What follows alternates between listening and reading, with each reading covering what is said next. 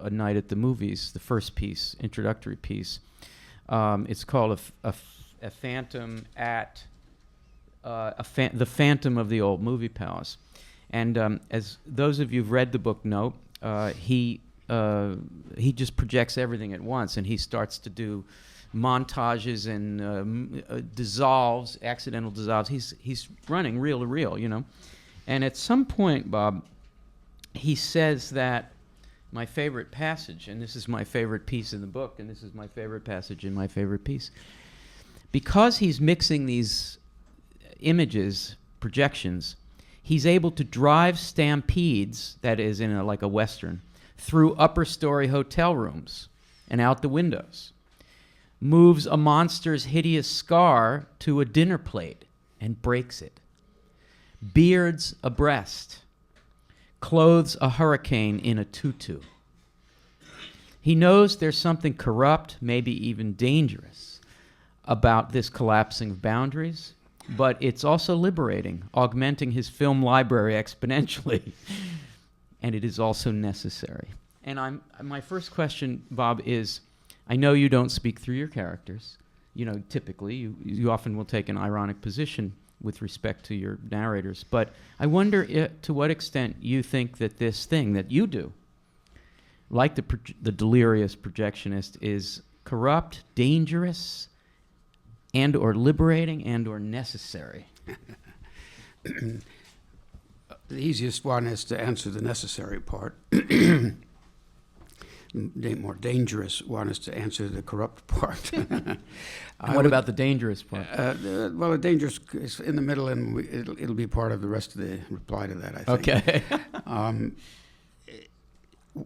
What happens is that the mainstream of any art form trickles along, something new happens, and then it needs to be exploited. There's a lot of possibility lies hidden in the opening shot. So you get something like Don Quixote, and it's a whole new form, and it's very exciting, and young writers over the centuries that follow pick up on it, and Fielding was one of the first in our language to really read and respond to the Quixotean. And it becomes more and more elaborated, and in some ways more and more beautiful when it reaches the 19th century, especially some great works. And then and it begins to get a bit crusty, and it becomes a kind of dogma, and it becomes something that... The genre itself becomes a dogma. Yeah, it becomes, well, if it can be called a genre, it's this print-driven mechanism of the novel. And one can still make beautiful things with it, but the mainstream is getting clogged. So there's a kind of necessity to open it up again, to change its course, to move it in some direction where something new and revelatory can happen. And so that necessity of recognizing when the mainstream is becoming a backwater and when one has to shift the course of the mainstream. So I've never thought of what I do as experimental. I've just thought of it as relocating the mainstream. Mm-hmm. And so in that way, the projectionist is reflecting in some respect that attitude of mine, that this wrecks a hoary discipline, and yet you have to do it, and that's his necessity issue. The corrupt. Yeah, that's why I said that's the hard one. I think I meant at the time when he was doing that was that any time you take an orthodox view of things and seriously disturb it, then you are corrupting that form. So in that way, he was acting, film is the most linear form, so having a projectionist shooting movies or changing movies was like an elaborate version of working with a linear narrative. And by cutting it all up and fracturing it and dissolving bits and pieces over tops of others and so on, he was corrupting that traditional form. Quality fiction writers think a lot about rhythm and sound and the kind of oral nature of what they write. That's not true of everyone, but of a great many. And therefore are conceiving of what they do as as a poetic exercise. Poetics is, after all, or poetry, etc. It really stands for everything. We began to siphon out disciplines, but it's the original word for what we do. And I think we tend not to be as interested in what the poets think of as form, because we've already got our form. It's the form that exists in this kind of prose shape. But everything else about it, everything else that the poet's concerned with, so is a fiction writer, so is a playwright. And these are all parts of the arsenal. It probably is an unavoidable thing. It's what you call necessity again. I mean, one sort of writes what one has to write. And the fact is that a lot of prose writing is very poetic and beautiful. Some writers, without their work being read as such, write in a marked rhythm. And you have, the greatest American novelist, Melville. It's a deep pleasure to read any passage from Moby Dick aloud. Yes. So there is I think in the tradition of prose writing, and of course Joyce's work is just almost poetry on the page at times. So there's a link, I think, all the way through the ancient history of prose writing that ties it back to its origins. But it's the Cooverian canon. You pick Moby Dick, which is universally admired, but is an odd, generically odd. It's the great thing, but it's also odd. Joyce, odd, although it has some. It fits so well in some histories of the novel. It's outside it. Let's put you at the end of that line, and all between you've got these.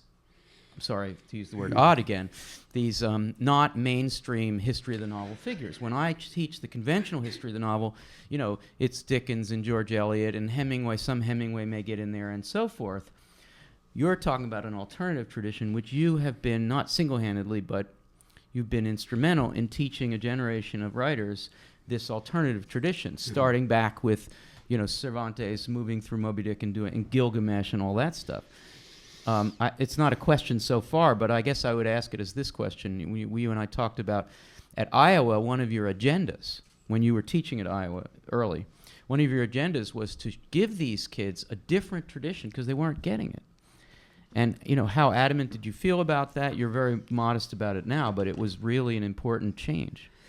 No? Yes, well, it was. But again, going back to the projectionist necessities, I sort of would have to disagree about the mainstream. I think that Melville and Joyce are mainstream, and that the problem has been a failure to recognize this, and that it's been in the interest, let's say, of the publishing industry or the teaching industry, et cetera, to have an easier mainstream to manage, to understand.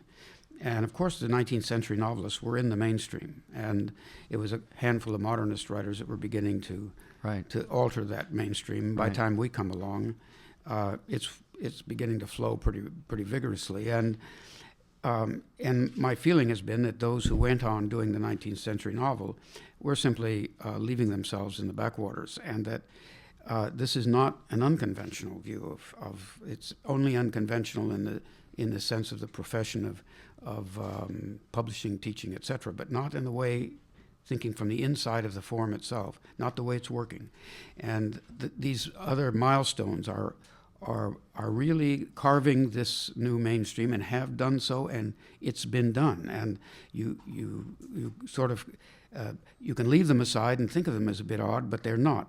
What's odd actually is that people go on celebrating a form that is more or less archaic now. It's like it's always possible to revise. You can always write another sonnet. Right. Even if the sonnet form has sort of, in many ways, exhausted itself, you can still do another, and it can still be beautiful.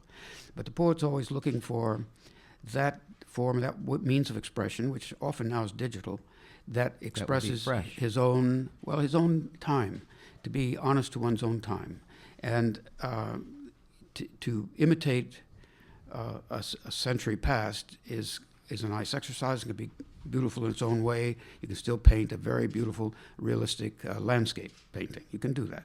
But the expression of one's own place and time is where the mainstream is. That's what's carving the mainstream. And that's why what I do I don't think of as experimental. I've never thought of it as experimental, and rather just expressing what had to be expressed now, because it's now and not 1848 or something. Right. Well, thank